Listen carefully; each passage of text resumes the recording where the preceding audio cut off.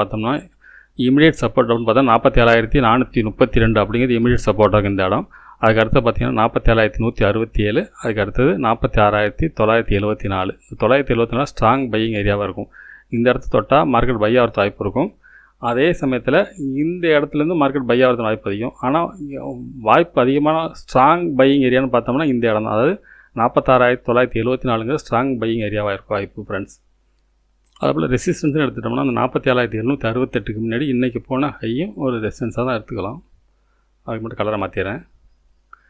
இந்த 47,642 பிரேக் பண்ணும் பட்சத்தில் மார்க்கெட்டை பொறுத்தவரை இந்த ரேஞ்ச் வரைக்கும் போகிறது வாய்ப்பு இருக்கும். அதாவது நம்ம இந்த டேல ட்ரெண்ட் லைன் போட்டு அது நேற்று வீடியோவில் பார்த்தீங்கன்னா தெரியும் உங்களுக்கு.